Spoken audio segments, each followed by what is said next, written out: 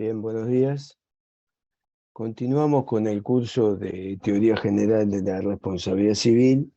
Buen día. Buenos días. Hemos visto hasta ahora, bueno, hemos hecho una introducción histórica, hemos señalado luego las funciones del derecho de daños como conjunto de normas que regulan al daño y los riesgos de daños en la sociedad. Vimos la función preventiva, la precaución, la función punitiva, la reparatoria, los ámbitos de la responsabilidad civil, los medios alternativos de la responsabilidad civil para indemnizar el daño. Luego entramos directamente a la responsabilidad civil en forma específica. Categorizamos a los ámbitos de la responsabilidad civil: contractual, extracontractual y de daños a consumidores usuarios, sus diferencias y sus criterios de distinción y sus diferencias. Luego vimos los elementos, planteamos los elementos de la responsabilidad civil. ¿A qué nos referimos con eso? A los diferentes elementos que se deben constatar en forma conexa para poder determinar que un sujeto es responsable. Y ahí vimos en la clase pasada un esquema muy importante, o unos esquemas muy importantes, que eh, muestran el método, lo podemos decir un método, un proceso de asignación de responsabilidad al sujeto previsto como responsable en la norma, que comienza con la constatación del daño, porque si no hay daño no hay responsabilidad civil. Ese daño conectado a través de la relación de causalidad con una conducta antijurídica, que es aquella que no está legitimada por una causa de justificación, es decir, por el ejercicio de un derecho, legítima defensa, estado de necesidad, consentimiento de la víctima. Y si esa conducta antijurídica, que es antijurídica porque causa un daño, al cual en forma global, para comprender tanto el incumplimiento de obligaciones como el incumplimiento del deber genérico de no dañar, como el daño a consumidores y usuarios, se habla de hecho dañoso o evento dañoso. Es decir, el daño se conecta causalmente con un hecho que produce daños y es antijurídico e ilícito. Y luego que tengo que ese hecho dañoso, que es dañoso porque produce daños, es necesario atribuirle esa responsabilidad al sujeto a través del factor de atribución, que puede ser factores subjetivos, culpa o dolo, u objetivos. Si la norma establece que la conducta para que el sujeto sea responsable tiene que haber sido desarrollado con culpa o dolo, y un factor de atribución subjetivo. Se considera la conducta del sujeto para determinar su responsabilidad. Se actúa con la diligencia media debida, no hay culpa y no responde, y si es al contrario, sí hay culpa y responde. En cambio, cuando hay factores de atribución objetivos, riesgo o garantía, una vez que se constató que la conducta, el hecho dañoso, vamos que haga una conducta de un sujeto es antijurídica y causa daño, entonces automáticamente no se requiere considerar si la conducta tuvo falta de diligencia o no, si actuó con culpa o no, automáticamente se le asigna al sujeto responsable. Eso se da cuando se aplica un factor de atribución riesgo, cuando el sistema jurídico, por el riesgo que genera la conducta del sujeto, le hace asumir los riesgos de daño que esa conducta produce. ¿Sí? Así es claro en la responsabilidad por productos o servicios defectuosos, donde, dado que el proveedor, la empresa, obtiene beneficios del producto o servicio que introduce al mercado, debe eh, asumir los riesgos que esos productos o servicios, de los daños que esos productos o servicios puedan causar, y se asigna objetivamente, una vez que ese producto o servicio defectuoso causó un daño, objetivamente al proveedor. El proveedor se va a poder eximir, que también lo vimos en los esquemas de la clase pasada, a través del caso fortuito, probando que un hecho imprevisible e irresistible que fue o el que causó el daño o el que causó la conducta que causó el daño. Y luego de que planteamos eso, les comentamos que a partir de ahí, en el programa continúa el estudio de cada uno de esos elementos, porque esos elementos son comunes a todos los ámbitos de la responsabilidad civil, tanto en contractual, extracontractual, consumo y los diferentes subsistemas o microsistemas, responsabilidad que tienen algunos regímenes especiales, responsabilidad de arquitectos, constructores, ingenieros y empresarios por defecto de construcción, responsabilidad del Estado, responsabilidad de los medios de comunicación, daños en el derecho de familia, responsabilidad profesional, es decir, diferentes ámbitos que tienen daños medioambientales, por supuesto, todos tienen determinadas normas particulares, pero en todos ellos, para que haya responsable sujeto, tiene que haber daño, causalidad, conducta antijurídica, factor de atribución. Y en la exoneración, debe haber caso fortuito o en caso que haya un factor de atribución subjetivo culpa, demostrar que se actuó sin culpa o con culpa, de acuerdo si es la víctima que está demandando o el victimario que está ejerciendo una defensa o el sujeto que es demandado que está ejerciendo una defensa. Entonces, en la clase de hoy vamos a comenzar y en las creo que dos clases subsiguientes, vamos a comenzar con daño. Este es un tema central porque el daño, sin daño no hay responsabilidad civil. Así que el concepto de daño, todas las diferentes categorías del daño son absolutamente centrales. En una demanda o en una contestación de demanda, ustedes pueden probar que hubo un daño, pueden probar que hubo un hecho ilícito, que hay responsabilidad de un sujeto por la conducta que ocasionó, que es antijurídica, que se conecta con un daño, que hay, se prueba el factor de atribución, pero llegado el momento de la reparación, lo que van a tener que plantear en forma correcta y probar o contestar en el caso de una contestación de demanda, pero el que demanda tiene que plantear toda la jugada del partido que va a ser el litigio, el proceso, en la demanda, todos los diferentes tipos de daños que la víctima ha padecido, ¿sí? Entonces ahí van a tener, bueno, apareciendo por primero patrimonial, extrapatrimonial, con las diferentes categorías, el daño emergente, lucro cesante, pérdida de chance, en el daño extrapatrimonial, el dolor, el daño a la vida de relación, el daño al proyecto de vida, los daños directos e indirectos, los daños individuales, plurindividuales y colectivos, bueno, en el daño emergente, por ejemplo, el daño emergente pasado, el daño emergente futuro, que tiene toda lo mismo lucro cesante pasado y el futuro, las diferentes fórmulas para calcularlo que se establecen en la jurisprudencia, es decir, un conjunto de categorizaciones con conceptualizaciones daños moratorios y compensatorios en el ámbito contractual, que es una clasificación central. Y entonces, bueno, bienvenidos al mundo del daño. Por ejemplo, en la maestría en Derecho de Daños, orientación en Derecho de Daños, o la carrera que es más corta, especialización en Derecho de Daños, estas son materias de las carreras, ¿sí? Así como tenemos la primera parte general, teoría general del derecho de daño, concepción actual del derecho de daños, después empieza el daño, la imputabilidad, la causalidad, la atribución, etc. Los elementos y después empiezan todas las responsabilidades especiales que les comenté. Entonces, que tiene una carga horaria de 40 horas, el daño, por ejemplo, así que se ve con mucha profundidad. Acá vamos a tener unas clases que van a ser muy buenas porque conozco al docente, que va a ser el doctor José Luis Nicola, que está acá ya ahí con la cámara encendida.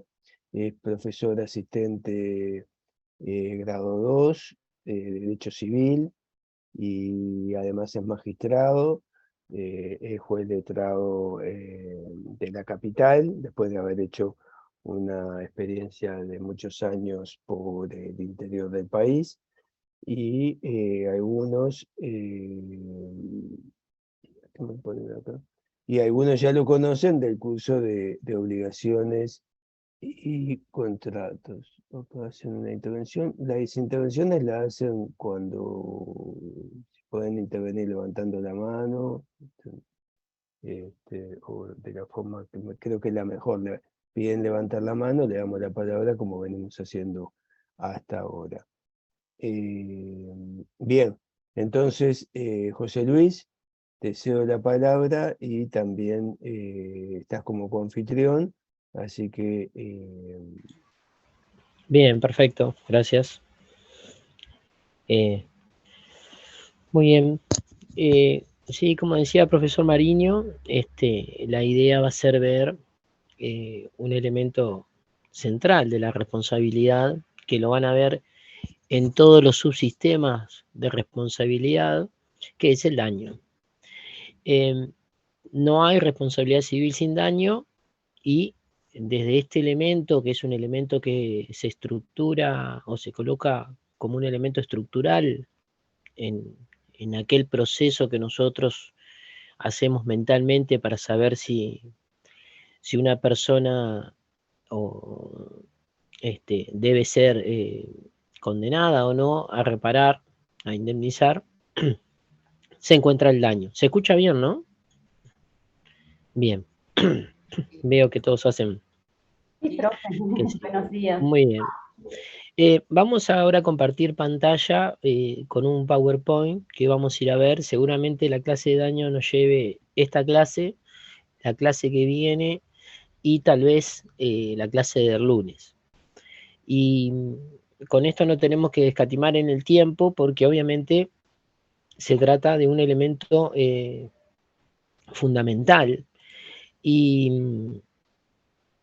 y central desde varios puntos de vista, porque, a ver, puede haber un hecho que sea contrario al ordenamiento jurídico, pero si no produce un daño, no va a tener lugar la condena. Y esto es importante porque cuando se hace una demanda o cuando se defiende a alguien que es demandado, eh, lo que se trata en la demanda es de obtener una condena por parte de la justicia, que en el caso nuestro, que estamos hablando de derecho privado, va a ser la condena generalmente de una suma de dinero. También puede ser una condena a realizar determinada cuestión. Y lo que va a hacer la defensa es tratar de decir, bueno, no hay daño, o si hay daño, este daño no le es imputable, no es atribuible a la persona que defiendo, por tanto, no se lo puede condenar a él. Pero bueno, vamos a ver un poco el PowerPoint, vamos a compartir pantalla. Déjenme buscar un poquito. Bien. A ver daño, PowerPoint.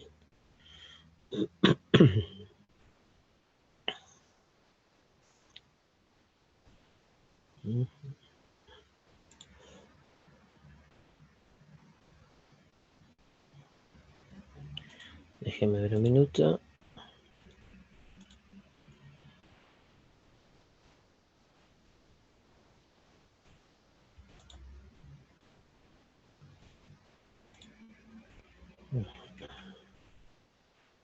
A ver, ¿ustedes pueden ver ahí? Traten de habilitar algo. Ahora estamos viendo la pantalla de Zoom. Está dividida la pantalla, pero está... No, acá hay que hacer otra cosa. A ver, aguarden un minuto acá. Ahora sí. ¿Ahí pueden verlo? Sí, ahora sí. Sí, profe. Bien. Muy bien. Cuando quieran participar, porque en realidad yo voy a estar viendo este PowerPoint, ustedes sencillamente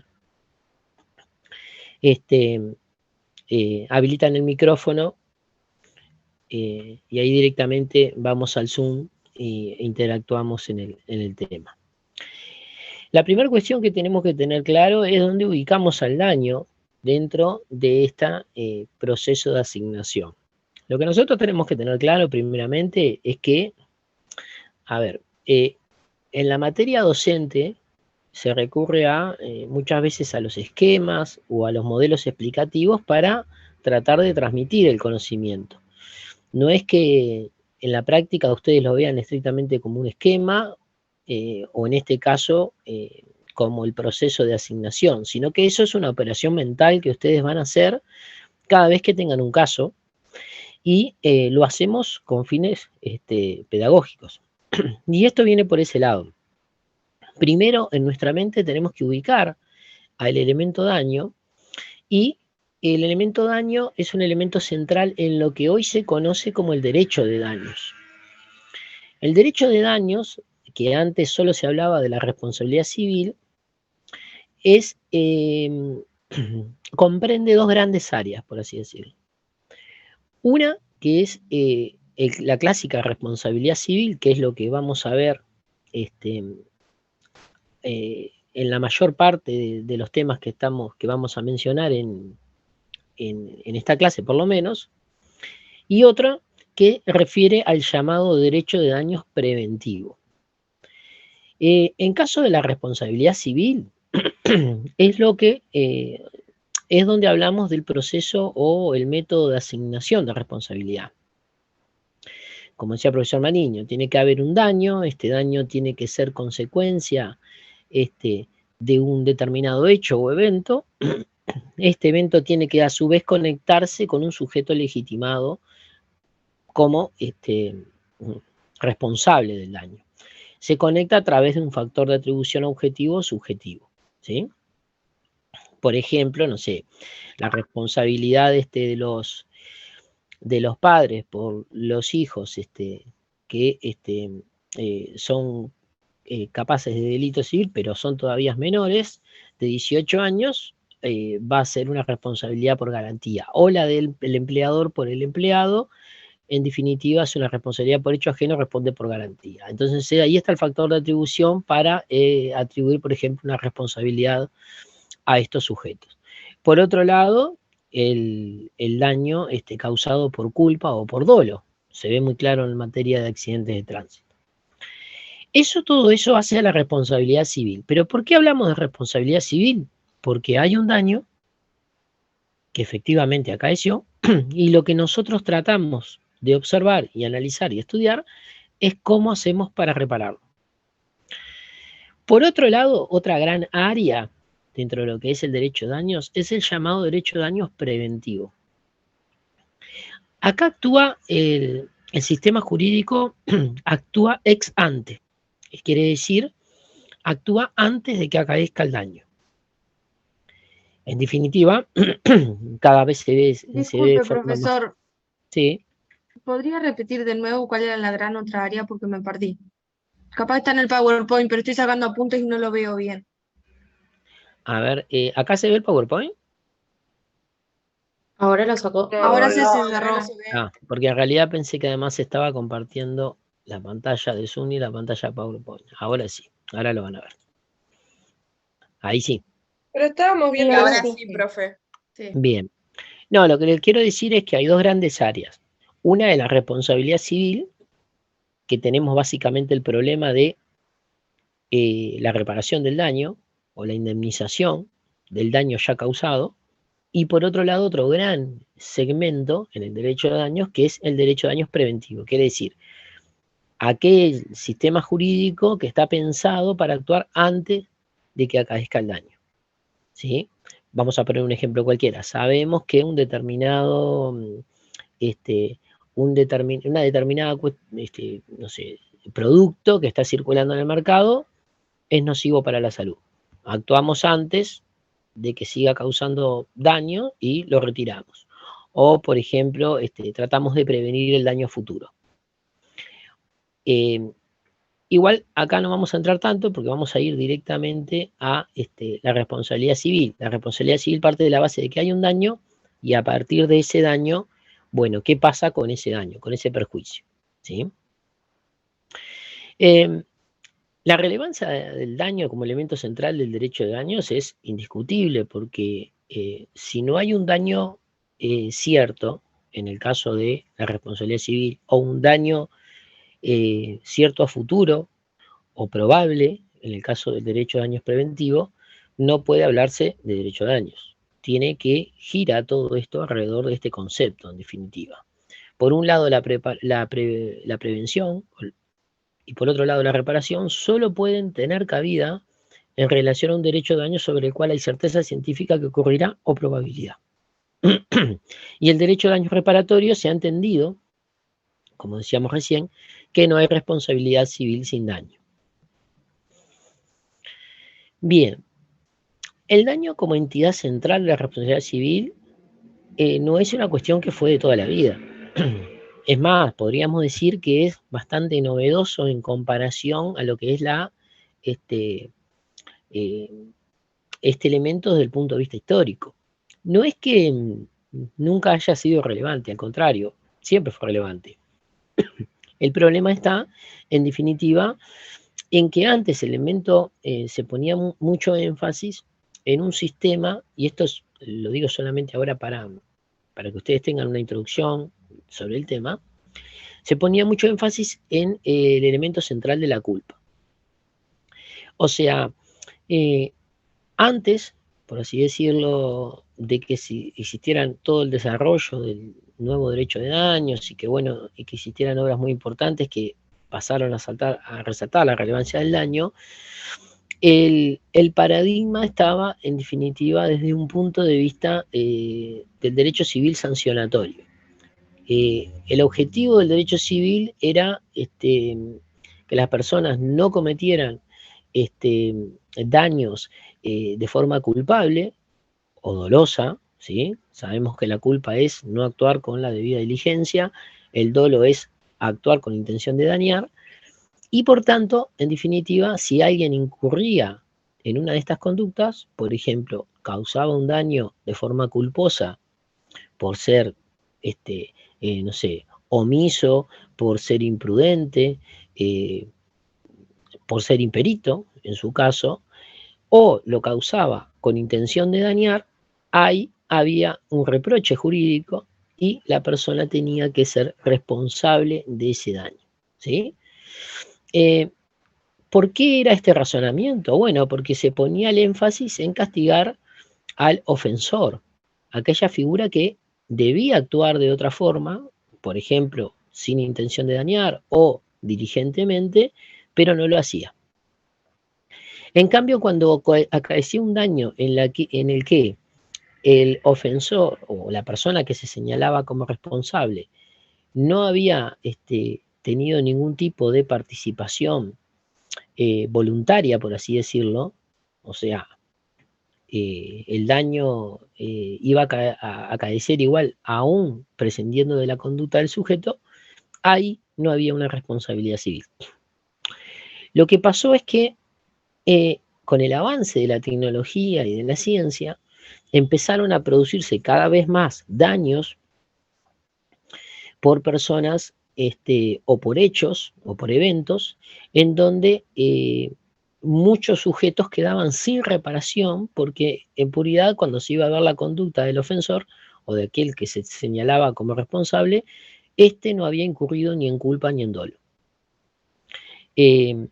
Pasó mucho con los accidentes de trabajo, pasó en definitiva con muchos accidentes en sí o cuestiones propias del avance de la tecnología, de la ciencia, de la revolución industrial, el desarrollo de la producción en masa, y en definitiva lo que trató de hacer el derecho, entre otras cuestiones, es decir, bueno, acá lo más importante no es tanto ver quién es el ofensor, quién es aquel sujeto que se incurrió con culpa o dolo, sino que lo más importante en el fondo es reparar el perjuicio. Ya no se hace un énfasis en quién es el ofensor si hay un ofensor, se hace un énfasis en quién es la víctima y cómo reparamos a esa víctima. Lo más importante es indemnizar a ese sujeto. También la problemática llevaba, con el paradigma anterior, el paradigma de la culpa, esto es, hoy en día la culpa sigue teniendo un lugar trascendente en la responsabilidad, pero no es un elemento netamente decisivo, porque hay factores, como decía el profesor Mariño, y vamos a ver más adelante, objetivos. La garantía es un factor objetivo que, en definitiva, está pensada desde el punto de vista de la víctima. Vamos a poner un ejemplo. Una persona sufre un daño, ¿sí?, por un sujeto que es dependiente de otro. Y el sujeto que causa el daño es insolvente. Cuando está establecido el factor de atribución garantía, por ejemplo en el artículo 1324, luego lo vamos a ver sobradamente cuando entremos en factor de atribución más adelante en el curso, en definitiva lo que está pensado en ese momento es que aquella persona que cometió el daño, ¿sí?, a pesar de ser insolvente, está, por así decirla, o encuentra atrás de ella un sujeto que es garante y que de regla suele ser solvente y va a indemnizar a la víctima. ¿Se entiende? Por ejemplo, si un adolescente de 15 años me provoca un daño a mi casa, por ejemplo, me rompe un vidrio, yo no podré ir seguramente, y lo hace obviamente con una intención o con lo que fuere, seguramente esa persona sea insolvente. Pero bueno, detrás de ellos hay sujetos garantes en los que yo puedo dirigir la demanda para la reparación de ese vidrio. O un empleado que maneja la camioneta de una empresa, que de repente la persona no tiene una solvencia, pero me termina produciendo un daño y atrás de ese sujeto está el empleador que sí es solvente y que va a poder indemnizar. Claro que después va a haber, y lo vamos a ver más adelante, una acción de repetición en estos casos, por ejemplo, el del empleador hacia el empleado que causó el daño, el del padre respecto del hijo que causó el daño, porque ellos son garantes, ¿sí? Acá opera la figura de la garantía. Pero lo que quiero decir con esto es que, en definitiva, lo que trata de ver el nuevo enfoque, ¿sí?, de la responsabilidad es poner el acento en cómo podemos indemnizar a la víctima. Y muchos casos, si nos regíamos por la culpa o por el dolo, quedaban sin reparación. Entonces empezaron a surgir aquellas interpretaciones y teorías y la creación de la figura de la garantía.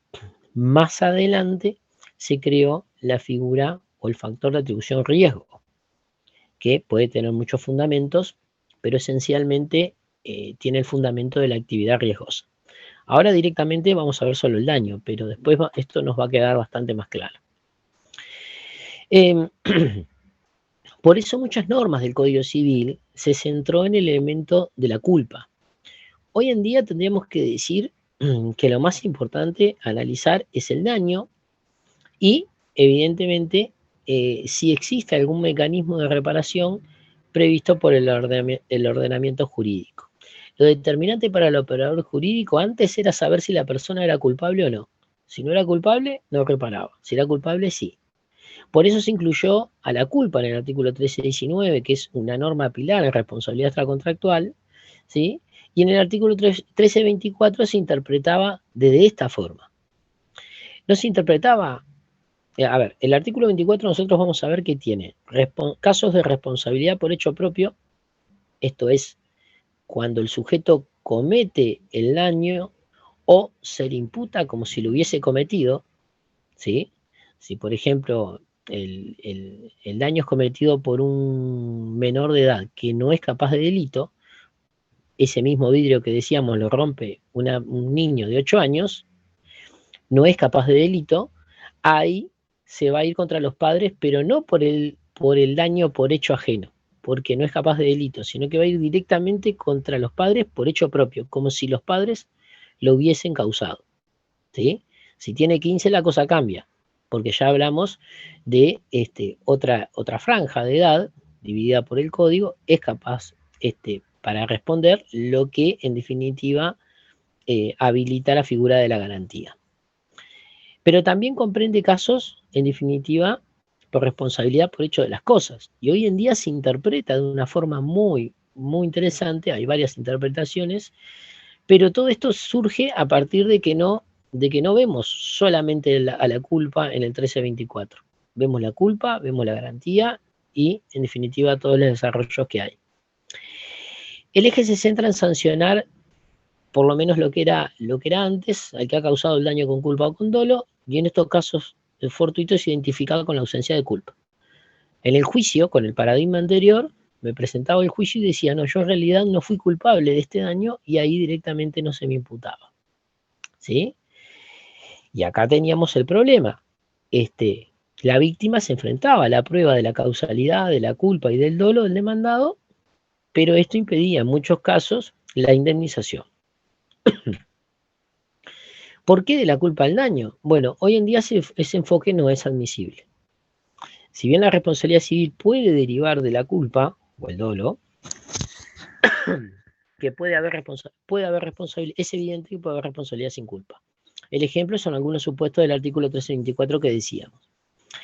El cambio de paradigma se debe a la necesidad de interpretar las normas establecidas y sancionar otras que contemplen los daños derivados del avance de la ciencia y la tecnología. O sea, no solamente las normas que existieron desde siempre en el Código Civil, como el 1324, se interpretan de otra forma, sino que además se han sancionado nuevas normas, como pasa con la Ley de Defensa del Consumidor, en donde hay determinados tipos de responsabilidad que es objetiva, y que en definitiva, ¿qué quiere decir que la responsabilidad es objetiva? En que la justicia no entra a analizar si la conducta desplegada fue la de buen padre de familia, si hubo intención o no hubo intención. Directamente, si se da el presupuesto previsto en la norma, hay responsabilidad. Lo relevante no es saber si hay un culpable, hoy día no es lo más relevante, sino qué daño debe repararse. ¿Cuál es el daño jurídico? ¿Qué quiere decir esto? Daños se producen todo el tiempo, en todo momento. Eso no quiere decir que por cada daño deba haber un juicio de responsabilidad. Hay daños que deben repararse porque son contrarios al ordenamiento jurídico y hay daños que, en definitiva, los debe soportar el sujeto que lo padece. Vamos a poner un ejemplo. Cuando alguien no cumple con sus obligaciones y le promueven un juicio de responsabilidad civil, puede llegar la etapa en donde le embarguen los bienes. Y seguramente ese embargo le cause un perjuicio al que está enjuiciado. Vamos a poner un ejemplo, le embargan una cuenta bancaria. En ese tipo de casos, el sujeto no va a poder, en definitiva, retirar el dinero de la cuenta bancaria, le va a causar un perjuicio y seguramente angustia o le cause un daño.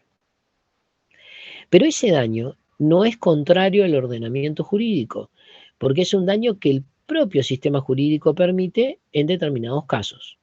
¿Sí? Nadie discute que aquel sujeto que se le embarga la casa, las cuentas bancarias, etcétera, sufre un daño. Sí, lo sufre. Daño como perjuicio, como menoscabo. Lo que pasa es que es un daño jurídico porque el sistema lo permite. ¿Sí? Y acá viene el tema. Lo que se debe reparar es el daño que es contrario al ordenamiento jurídico. Por ejemplo, la persona que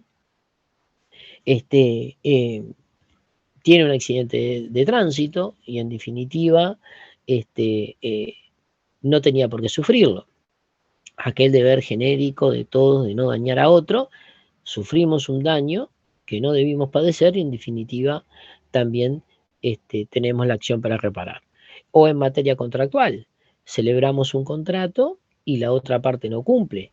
Se genera un daño, en definitiva, que luego podré ir ante la justicia para reclamar.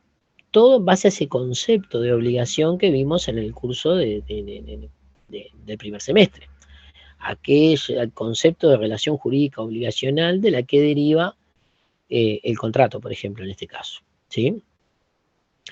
Y bueno, esto es básicamente las líneas generales de por qué el artículo 374 hoy día se interpreta de que puede haber responsabilidad sin culpa, como sucede en los casos de la garantía que dijimos, y lleva a la sanción de otras normas, como por ejemplo, citamos una de las más recientes y notorias, que es la ley del seguro obligatorio automotriz, que no es un seguro de responsabilidad, es un seguro de daños. Basta la configuración del daño para la indemnización.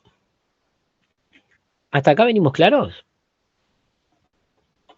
Sí, todo Sí, claro. profesor, sí, profesor. Sí, Tenía alguien que levantaba la mano, ¿puede ser? Sí, yo. ¿Y cómo es que cae la doctrina clásica?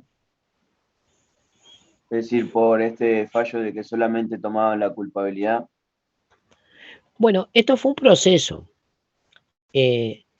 Esto fue un proceso porque, digamos, no fue de un día para el otro. Antes se ponía el énfasis en la culpa del ofensor en la medida de que había como un eje central de la responsabilidad en el concepto culpa. O sea, no se concebía la responsabilidad sin culpa. Porque, ojo, también con dolo, obviamente, ¿no? Pero el sujeto tenía que tener una actitud contraria a derecho para que se le obligara a reparar un perjuicio.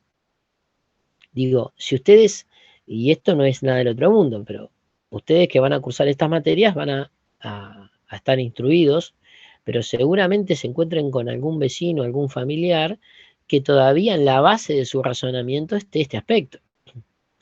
¿Cómo lo condenaron si él no tuvo culpa?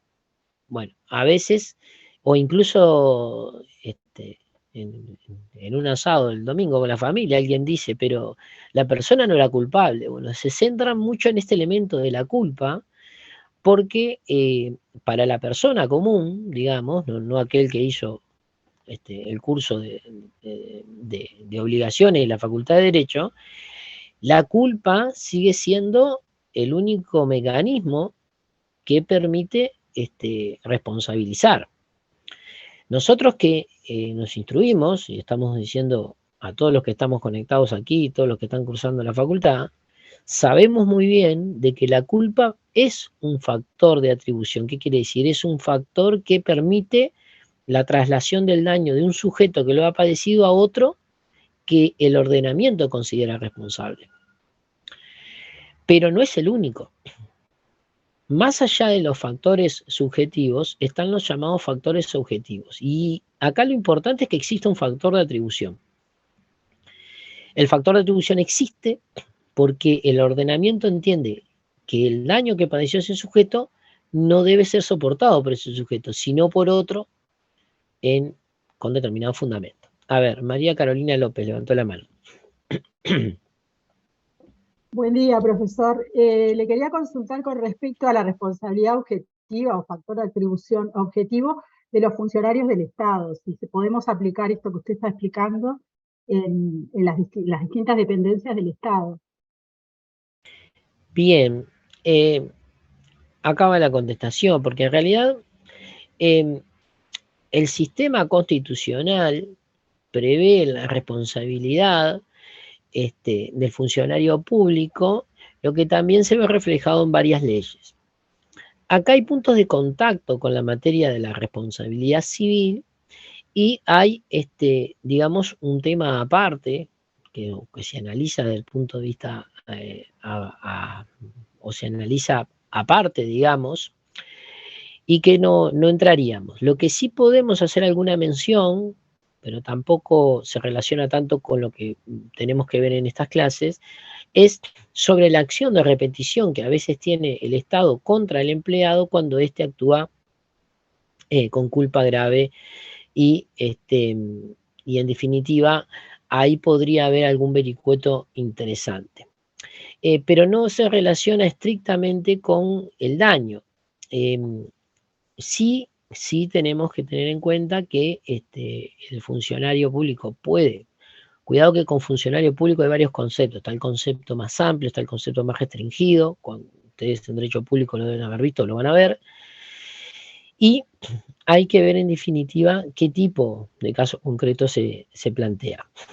Y evidentemente en estos casos se puede demandar al Estado y posteriormente el Estado podrá eventualmente repetir según el factor de atribución que se haya. Pero no me quiero ir mucho más al factor de atribución porque es muy interesante el factor de atribución, está muy relacionado con el daño, pero vamos a dedicarle después más adelante algunas clases al factor de atribución.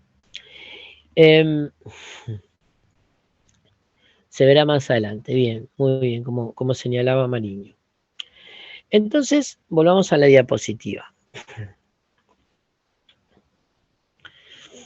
La relevancia del daño como elemento central de la responsabilidad civil es lo que decíamos. La premisa no hay responsabilidad civil sin daño ilustra la relevancia de este elemento en torno a su análisis. Todo el análisis de la responsabilidad civil parte del daño causado a otro. Si no hay daño, no hay responsabilidad. Todo ese proceso de saber, ese menoscabo o perjuicio, si es causado por otro y si se le puede imputar a través de un factor de atribución, no tiene sentido. Porque lo importante es saber si hay daño. Pero cuidado, este daño tiene que ser contrario a derecho, porque si el daño es permitido, como dijimos en el caso del embargo, ahí lisa y llanamente no hay una responsabilidad y por tanto no podemos hacer un juicio de responsabilidad. Lo mismo pasa cuando se hace un juicio y, por ejemplo, en determinada etapa se pide que se intervenga, se haga una intervención de caja y va un perito contador y todos los meses, interviniendo la caja, descuenta o retrae de las ganancias de la empresa, por ejemplo, un porcentaje de las ganancias, para pagarle a alguien que se le debe. Salvo que no haya correspondido el embargo, profesor. Si no correspondió luego del proceso, capaz que puede haber, ¿no? Bien, el embargo es una cosa que también van a ver después en procesal, pero está bien lo que decía. El embargo puede corresponder o no, puede embargarse por error. Y también hay otra cuestión, hay que ver cuándo pedimos el embargo. Si el embargo nosotros lo pedimos en una etapa de ejecución de sentencia, donde hay una sentencia firme, directamente el daño es mínimo, porque es muy raro, y no conozco ningún caso en donde se haya causado un perjuicio, salvo el de que se haya embargado mal.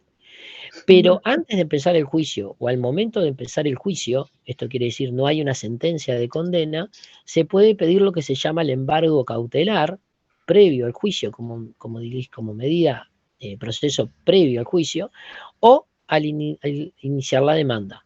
En este tipo de casos, lo que se exige es una llamada contracautela, que la contracautela tiene como objetivo principal prevenir el acaecimiento de un daño. O sea, lo embargo, pero esa contracautela va a ser la garantía económica, por así decirlo, por si luego no gano el juicio. Porque, ¿qué pasa si una persona transita todo un juicio embargado? Bueno, ahí puede haber un daño y eso se ve con el tema de la contracautela. Bien, a ver, teníamos bueno, acá tengo Ceballos, que habilitó el micrófono, y también tengo a Aria, que levantó la mano. A ver, Aria. No, se me habilitó sin querer. Es para que el deudor no sea insolvente, ¿verdad, profe? Sí, en esos casos. Medidas cautelares. Sí. Sí, o sea, las medidas cautelares en general, sí, es para obtener la satisfacción de la sentencia. Muy bien. Los casos de conductas ilícitas contrarias al orden jurídico que no causen daño no aparejan responsabilidad civil, sin perjuicio de otro tipo de consecuencias como la aplicación de una sanción administrativa o una falta prevista en materia penal. Vamos a poner un ejemplo. Si una persona, por eso estamos diciendo que responsabilidad no es sinónimo de ilicitud, ni de conducta ilícita. Obviamente que puede haber una conducta ilícita y ser responsables, pero puede haber una conducta ilícita o un hecho ilícito sin haber responsabilidad. El conductor que maneja un exceso de velocidad, pero no causa un daño a nadie, en definitiva, realizó una conducta contraria a derecho. Realizó una conducta ilícita. Si yo manejo por 18 de julio a 120 kilómetros por hora, infringí una norma de tránsito y además actué de forma imprudente. Pude haber tal vez matado a alguien o causado un perjuicio. de casualidad no lo hice, pero esto no quita que la conducta sea ilícita. La conducta es ilícita más allá de que no haya una hipótesis de responsabilidad civil, porque en ese caso que planteo, ¿qué es lo que nos falta? El daño. Nos falta el daño, muy bien. Entonces, en definitiva, es un caso de hecho ilícito o conducta ilícita de ilicitud sin responsabilidad. Puede haber una responsabilidad desde el punto de vista administrativo, me van a sancionar, un inspector de tránsito me va a multar, también puede haber una responsabilidad desde el punto de vista penal a través de las faltas, que no es en definitiva un delito, pero sí está regulado, en donde, por ejemplo, me aplican las medidas y me mandan a hacer tareas comunitarias. Pero responsabilidad civil no hay porque no hay daño. Pero y con el ánimo de pensar en la prevención, en esa otra, vamos a decir, en ese otro ámbito o función, no se puede pensar que sí pudo haber atropellado gente, por ejemplo. Sí, pero el tema de la prevención, en definitiva, lo que tendría que hacer sería quitarle la libreta por determinado tiempo, que es una de las sanciones que hay. Depende del sistema jurídico. Acá lo que sucede es que se puede multar, ponerle una prohibición de conducir por determinado tiempo, etcétera. En otros sistemas jurídicos las sanciones son diferentes. Hay que ver según el sistema jurídico porque eso es algo que se regula. Pero esto no quiere decir que no haya, que haya responsabilidad civil. Acá el sujeto no causó un daño. Hizo una conducta contraria a derecho. Va a tener la falta administrativa, la falta a través del exceso de velocidad, a través de la ley de faltas, pero no va a ser responsable civilmente. No le vamos a poner un juicio de responsabilidad civil. Eso es lo que quiero. A ver, Chirinos, que levantó la mano. No, le iba a preguntar, por ejemplo, si una persona está ebria o que haya tomado, por ejemplo, y ¿cómo se llama? Pero digámosles que produzca un accidente. En ese caso no le mandarían a hacer trabajos comunitarios, como usted dice, o administrativos, ¿no? Sí, la ley de falta tiene una gama interesantísima de supuestos. Una de esas es manejar con niveles de alcohol y en este tipo de casos sí también. La sanción típica en materia de faltas es tarea comunitaria. Acá me dice Paique, que dice te pueden multar, retirar la libreta, pero si no hay daño no hay responsabilidad civil. Totalmente de acuerdo con ese razonamiento. Otro supuesto es de la invasión del predio privado para atravesarlo sin causar el daño. Estoy caminando por determinado lugar que hay un descampado, no quiero hacer toda la vuelta por el camino y atravieso el alambrado y cruzo el predio del vecino para llegar más pronto y tomar un atajo. Estoy invadiendo una propiedad ajena, una propiedad privada, no es una calle pública, estoy cometiendo un acto contrario a derecho, porque yo no puedo ingresar a ese predio sin autorización del titular o sin una autorización de una persona habilitada a eso. Sin embargo, a pesar de haber un acto contrario a derecho, una conducta, un hecho ilícito, no hay daño porque en definitiva lo único que hice fue atravesar de un lado al otro. ¿Se entiende el razonamiento? Bien. O sea que lo central es el daño. Y acá vamos al concepto de daño, que también es muy importante en esta materia,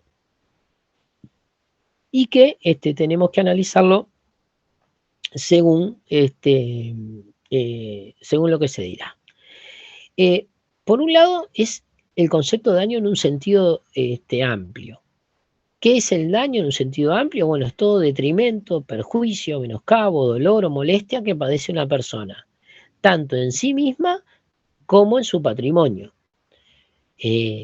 Por ejemplo, cuando voy a reclamar el daño moral porque falleció un familiar en un accidente de tránsito, en definitiva, voy a reclamar sobre un determinado dolor, molestia, sufrimiento que tiene la persona en su ser, llamado el daño moral o extrapatrimonial. Pero también puedo llegar a reclamar la reparación del vehículo, que en definitiva es un daño que se causó a mi patrimonio, porque en el accidente me destrozaron el vehículo. O si no se puede reparar, bueno, el dinero equivalente a lo que sale ese vehículo según el valor de mercado. Pero en términos muy amplios, el daño es todo detrimento, perjuicio, menoscabo, dolor, molestia que padece una persona, que puede ser en su persona, ¿sí?, como ser humano, o en el patrimonio que tiene esa persona que integra también su esfera que debe estar protegida. Ahora, también nosotros vimos que no todo detrimento, perjuicio, menoscabo es reparable, más allá de ser un daño. Por eso se habla un poco de lo que es el daño en sentido jurídico, que es aquel sobre el cual el sistema jurídico ha previsto su prevención o reparación. ¿Sí? En este caso, la reparación, que estamos hablando de responsabilidad civil. Por ello es mejor el término daño jurídico y no daño resarcible o reparable. El daño jurídico es aquel daño que el sistema jurídico dice, bueno, este daño es contrario a derecho, hay que repararlo. ¿Sí? Es aquel que prevé el sistema jurídico su reparación. También puede prever su prevención. ¿Sí? Si ustedes leen el artículo incluso 1324 en la parte final, dice la diligencia toda la diligencia del buen padre de familia para prevenir el daño. Ya habla de prevención y en el código comentado del profesor Mariño hay varios supuestos relacionados con el sistema preventivo, porque el código también, más allá de tener o ser pensado de una concepción clásica de la responsabilidad, y poner mucho énfasis en la culpa, tiene muchos elementos que hacen mención a la prevención. Y acá viene el tema. El daño en definitiva no se realiza al bien en sí mismo, sino al interés que el sujeto tiene en relación a él. ¿Sí? O sea, el daño al vehículo no es un daño al vehículo, sino al interés que tengo yo sobre ese vehículo por ser, por ejemplo, parte de mi patrimonio. Y en definitiva es en función de eso que yo reclamo. Así que una cosa es el daño en sentido amplio y luego una cosa es el llamado daño jurídico, que es aquel que el sistema jurídico previó su reparación. El daño, ¿sí?, no todo daño es reparable, porque ya vimos casos de daño donde no hay reparación, el caso del embargo, de la intervención de caja, etc. Y lo que nosotros nos centramos en este curso de responsabilidad es en el daño jurídico, esto es el daño reparable. ¿Sí? Cuando hagamos alguna mención a la prevención, nos vamos a mencionar el daño en el que el sistema jurídico previó la prevención. Y luego se debate, en definitiva, cuál es el interés protegido por el orden jurídico. ¿Hasta acá hay alguna duda? Bien. ¿Dónde se encasillaban los daños morales que habías dicho? No, luego, ahora, seguramente la clase que viene veamos las categorías del daño. El daño tiene dos grandes categorías, dos grandes segmentos. Uno es el daño patrimonial, que luego lo vamos a ver, que tiene a su vez subcategorías, y otro es el daño extrapatrimonial o daño moral en sentido amplio, que comprende a su vez otras variantes que también son muy interesantes. Todo esto es muy práctico porque no hay demanda de responsabilidad civil que no haga mención a alguno de estos tipos de daños, porque es lo que ustedes van a reclamar el día de mañana o lo que ustedes van a controvertir cuando se haga una defensa del daño, o si son juezas o jueces, van a tener que resolver sobre este tema. Pero las categorías del daño que son muy importantes las vamos a ver la clase que viene. El daño moral es una, en sentido amplio, o extrapatrimonial, es una de las grandes categorías.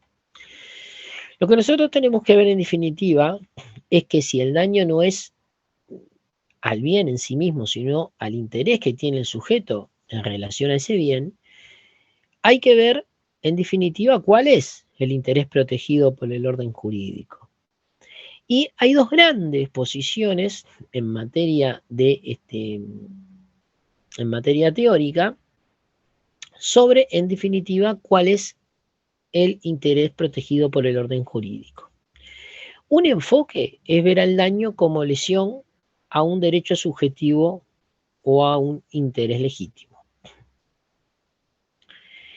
En esta posición, la lesión a un interés simple no configura daño, porque solamente el daño jurídico, esto es el reparable, es aquel que constituye una lesión al derecho subjetivo o el interés legítimo, no al interés simple. Vamos a poner un ejemplo. Se puede discutir si el concubino, ¿sí? Tiene derecho a una reparación, ¿sí? En función de lo que se llama el daño por rebote, ¿sí? O sea, el daño lo padece una persona en el daño por rebote y lo puede reclamar otro que no padeció el daño pero que lo sufrió a consecuencia del mismo. Es el llamado daño por rebote. Según esta interpretación, ¿sí?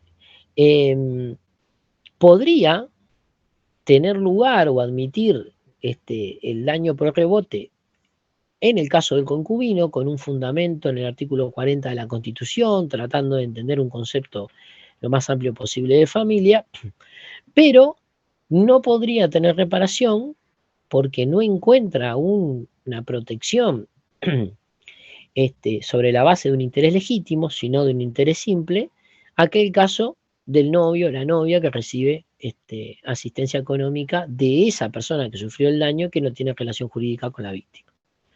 Hay un accidente de tránsito y una persona surge gravemente lesionada. En virtud de ese accidente de tránsito, esa persona, que era, digamos, el que contribuía económicamente con el hogar, con todo o con parte, deja de hacerlo. Ese es un daño que termina repercutiendo en la pareja que tiene esa persona. Si está casado, no hay ningún problema, va a tener una acción para reclamar. Si es el concubino, en un concepto amplio de familia con el artículo 40 de la Constitución, va a tener derecho a reclamar, pero si es el novio o la novia, en definitiva, no tendría derecho a reclamar porque hablamos de un interés simple. No ingresa dentro de esta previsión que encuadre en un derecho subjetivo, concepto que ustedes debieron haber visto el año pasado, o un interés legítimo, ¿sí? Bien, y por otro lado está un concepto más amplio que protege más situaciones en donde ingresa el daño como lesión a un interés simple o de hecho. Evidentemente que comprende los casos de derecho subjetivo e interés legítimo, pero basta la lesión a un interés simple o de hecho para que admita reparación. En este caso, en el ejemplo que pusimos del novio y la novia, pueden tener acción y pueden reclamar, ¿sí? Sobre la base de que no puede excluirse de la tutela preventiva o reparatoria las situaciones relativas a lesiones o intereses en cuanto no sean repudiados por el sistema jurídico. En el primer caso, nosotros necesitamos la norma jurídica que habilite ese derecho subjetivo o determine el interés legítimo. En este último caso, acá directamente se repara todas aquellas situaciones donde no exista un rechazo del sistema jurídico. ¿Se entiende la lógica? O sea, abarca muchísimo más cantidad de casos, como el caso del novio o la novia, no está, por así decirlo, no es contraria a la reparación al ordenamiento jurídico. Si bien es un interés simple, se admite el daño en sentido jurídico. ¿Qué quiere decir que se admita el daño en sentido jurídico? Que voy a poder ir a reclamar, que voy a poder entablar una demanda y decir, miren, esta persona tiene derecho a ser indemnizada porque el novio o la novia que contribuía al hogar o lo que sea, dejó de hacerlo por el accidente de tránsito, por ejemplo, que tuvo. ¿Se entendió esta parte? ¿Sí? Bueno, si hay alguna duda, pregúntenlo, que son temas importantes. No entendí muy bien el primero, el de daño como lesión de un derecho subjetivo o un interés legítimo. Bien, el tema del daño a ver, tenemos las tres categorías, ¿no? Esto ya lo conocemos. Está el derecho subjetivo, está el interés ilegítimo y está el interés simple. Esto se va en una cuestión de amplitud o no amplitud de los casos eventualmente reparables. Evidentemente que si nosotros decimos solo se debe reparar el interés legítimo y las situaciones que encartan dentro de lo que es el concepto de derecho subjetivo, vamos a tener determinadas situaciones que van a poder ser reparables y una enorme cantidad de situaciones que por no estar dentro de estos conceptos no van a tener reparación. A ver, si va a reclamar el esposo, la esposa, el cónyuge, va a reclamar, o más que el esposo o la esposa, va a reclamar el cónyuge, si va a reclamar el concubino, a través de este artículo 40, por ejemplo, de la Constitución, va a haber un daño reparable. Pero ¿qué pasa? Si dentro de estos conceptos incluimos al interés simple, van a entrar situaciones en una lógica de ver el ordenamiento jurídico que no ingresarían en la otra posición, en la primera posición. ¿Por qué digo esto? Porque el interés simple protege, en definitiva, a todo aquel sujeto que padeció un daño, pero que ese daño no es permitido, no es querido por el ordenamiento jurídico. No es que exista, no necesita de una norma expresa, sino que se repara todo daño que el ordenamiento jurídico, en definitiva, como decía la diapositiva, ¿sí? Que no sea, o repara, vamos a decir, toda lesión o interés en cuanto no sean repudiados por el sistema jurídico.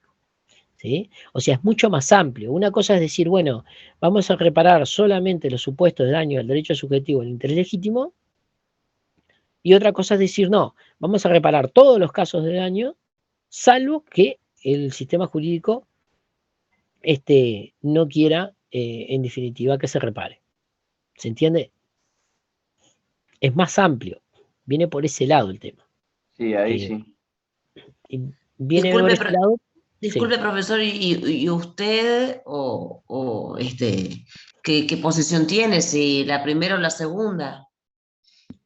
Bueno, en realidad es un tema discutible.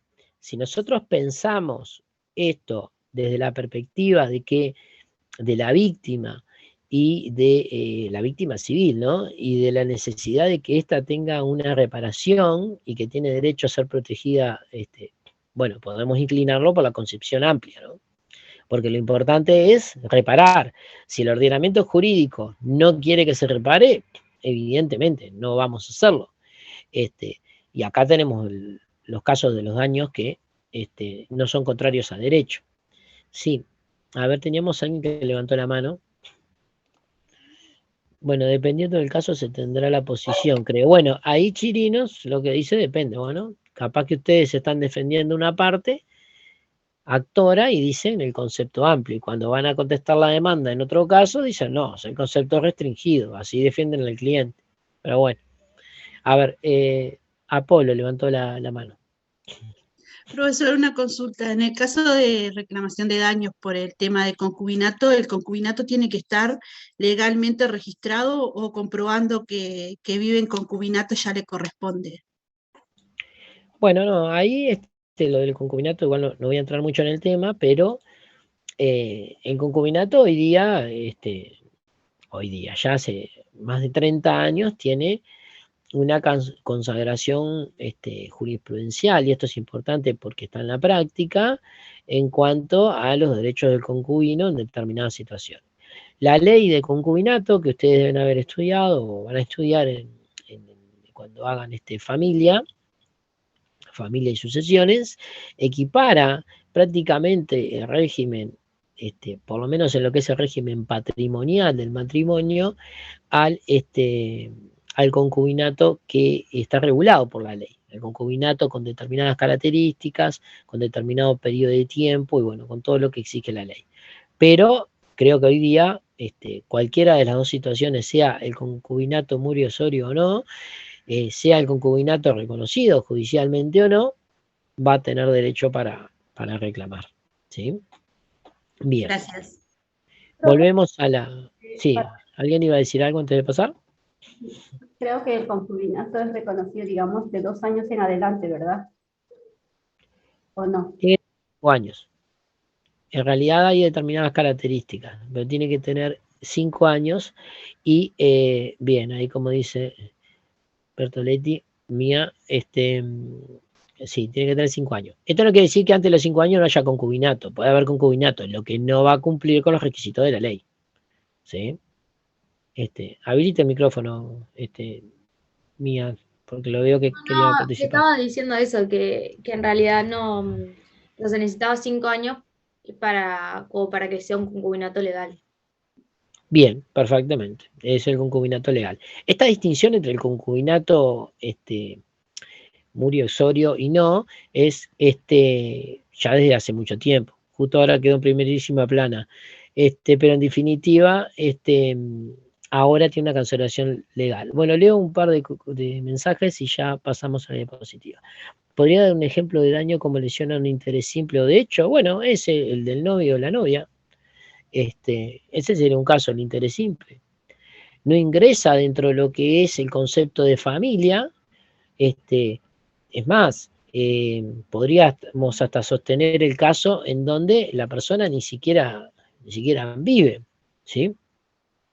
En definitiva, no hay ningún tipo de elemento para entender que configuran una familia, pero no viven, cada uno vive en su casa con sus padres, etcétera, pero ahí se produce el daño.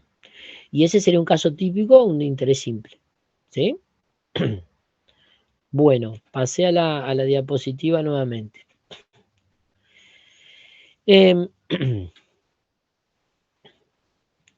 Vamos a ver algunas características del daño en estos minutos que nos quedan. Después, igual la clase que viene, repasamos lo que quede como duda. El daño tiene como primer característica la certeza, ¿sí? El daño tiene que ser cierto, ¿sí? Porque si el daño no es cierto, falla una de las características que ustedes tienen que conocer y que tienen que a su vez acreditar en el juicio de responsabilidad. Para que se verifique el daño jurídico y sea prevenible o reparable, en el caso que estamos viendo la reparación, es necesario que medie certidumbre de su existencia. El perjuicio debe ser cierto y no eventual o hipotético. Yo no puedo hacer una demanda de responsabilidad civil y no acreditar este aspecto, ¿sí? No puedo hacer una demanda pidiendo la reparación de un daño que evidentemente no hay certeza de su acaecimiento. El daño puede ser actual o presente, pero también puede ser futuro. El daño actual o presente es el producido al momento de considerarse su existencia, ¿sí? Por ejemplo, el accidente de tránsito, en donde el daño ya se configuró en determinados aspectos en el mismo día del accidente, hora y lugar.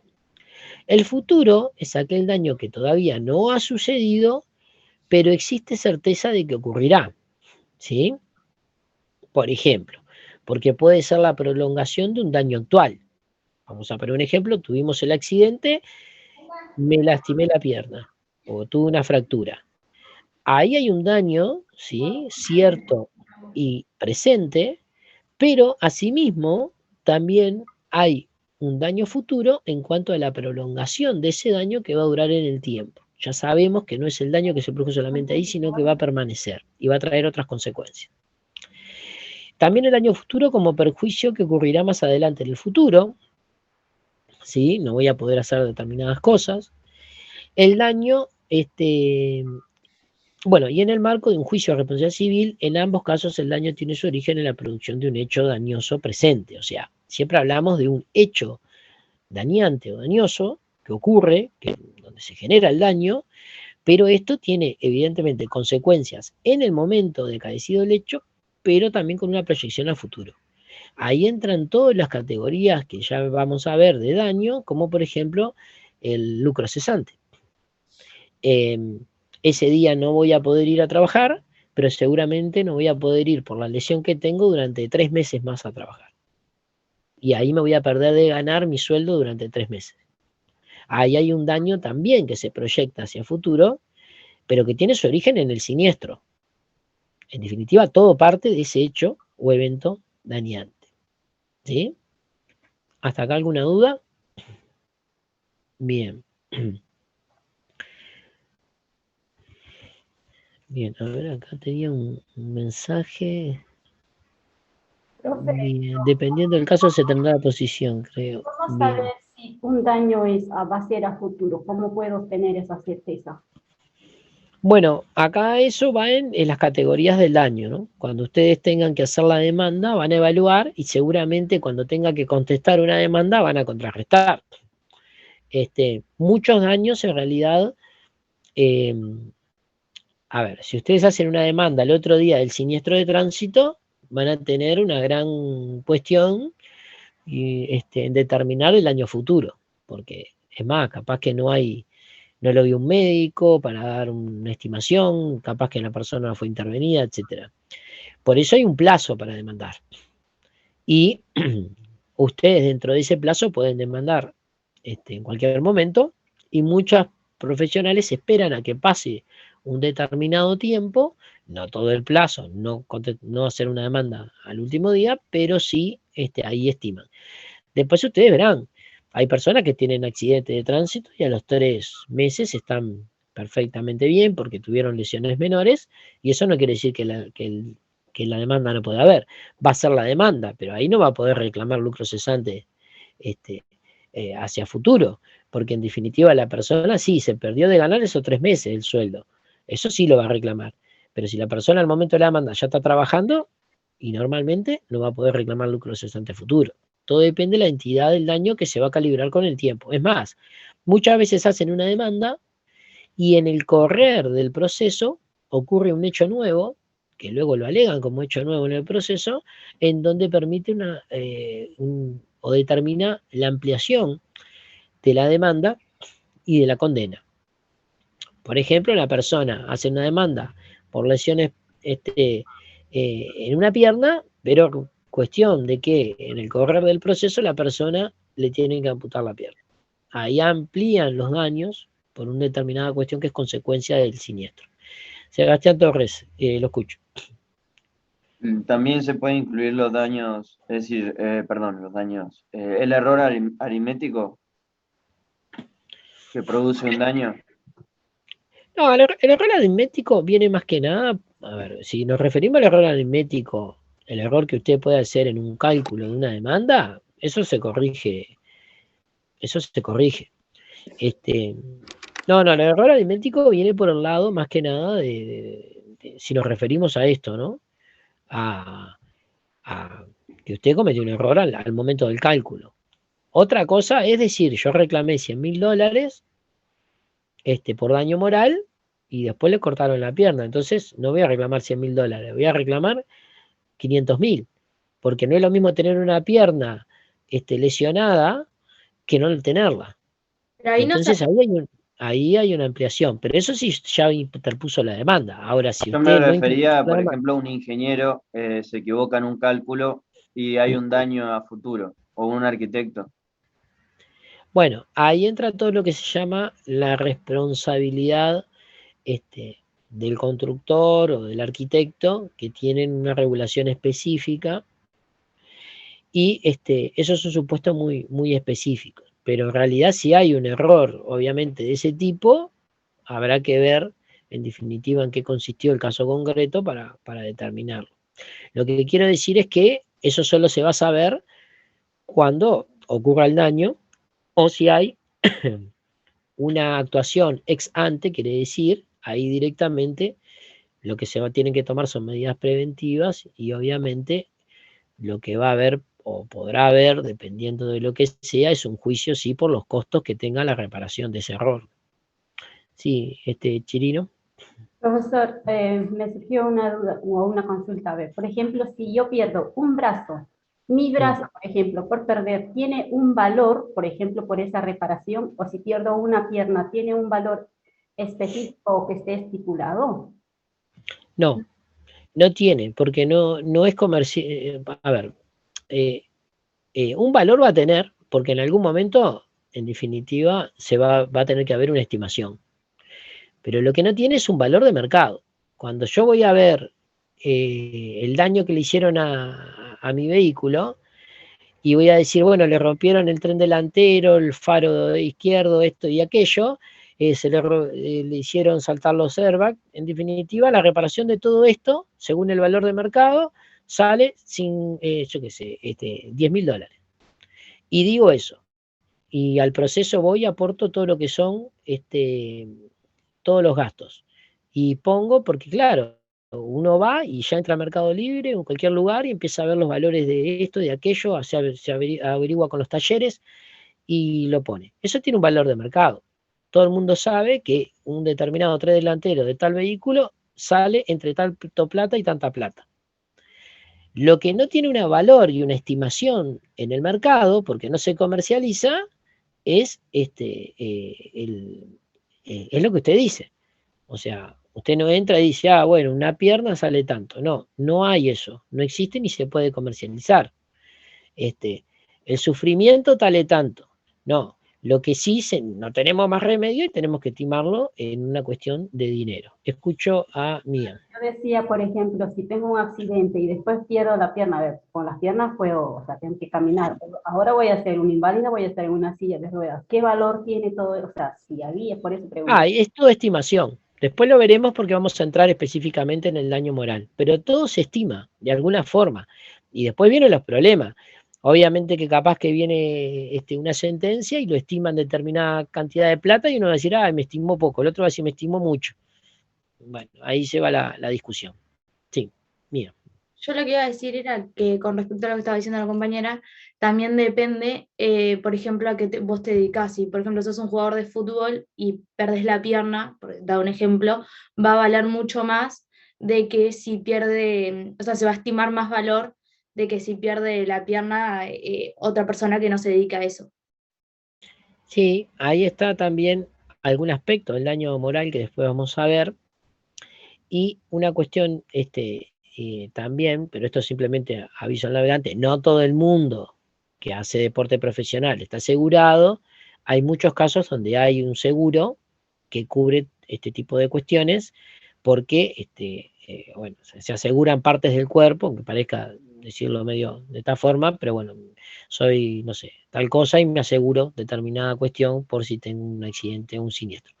Obviamente que la repercusión de una persona que hace, incluso sin ser profesional, le gusta hacer deporte y hace deporte todas las mañanas, sale a correr, a caminar, si luego tiene una lesión y no puede hacerlo, o juega al tenis, si tiene una lesión en la mano o pierde la mano, en definitiva, si lo haga como hobby, como distracción, va a tener un daño a la vida de relación, se va a ver impedido de hacer ese tipo de actividad, lo cual también le hacía bien a su persona, al disfrute, a su tranquilidad, a lo que sea, y eso también tiene una estimación.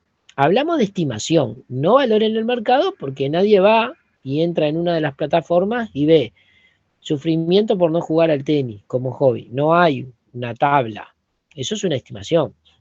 Pero ustedes en las demandas y cuando contesten van a luchar o argumentar para establecer por qué ese monto debe ser más o menos. Esa es básicamente la cuestión. Y acá hay diferentes mecanismos que no vamos a entrar ahora, primero por razones de horario y segundo porque vamos a verlo detenidamente más adelante.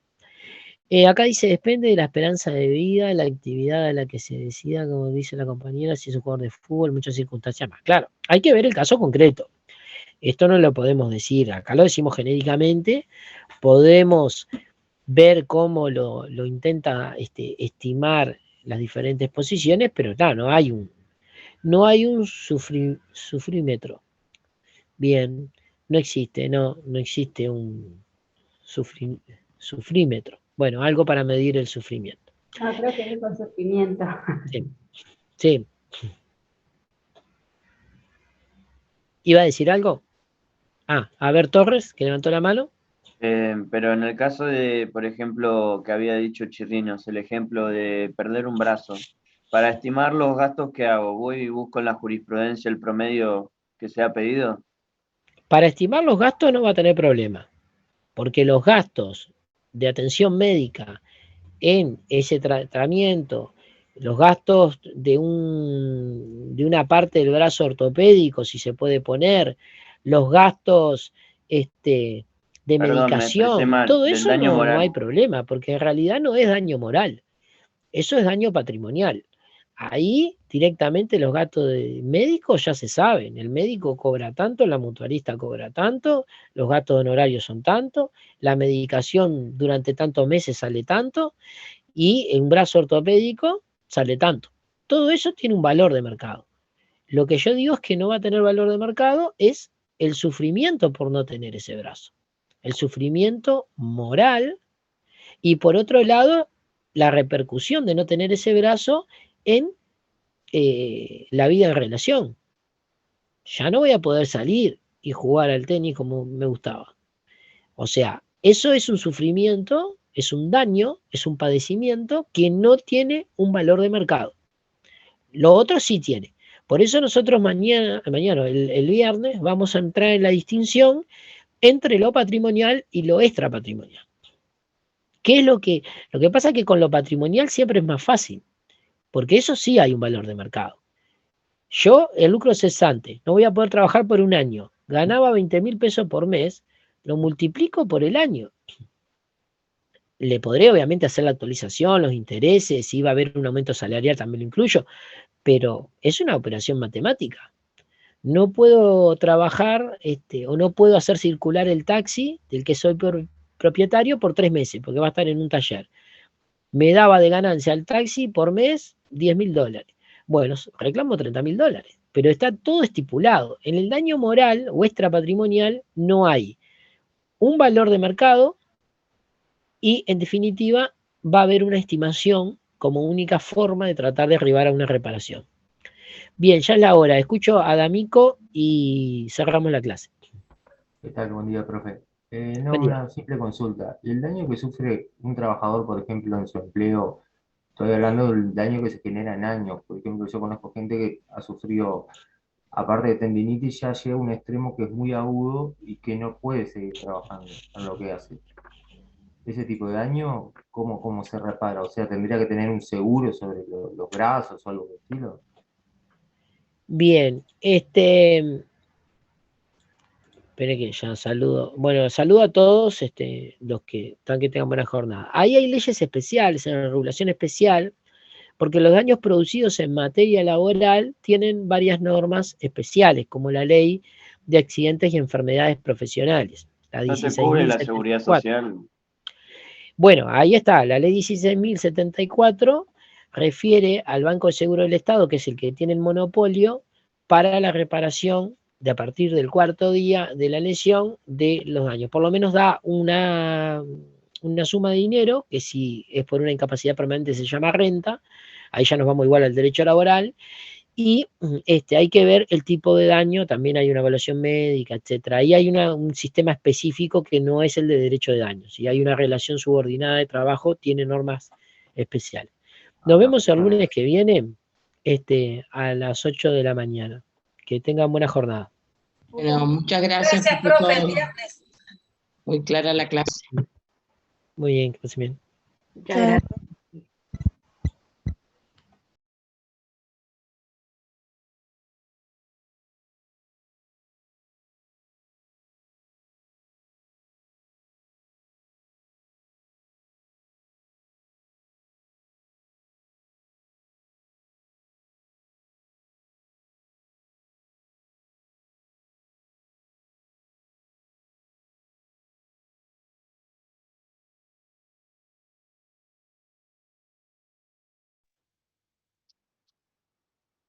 Buen día, profesor.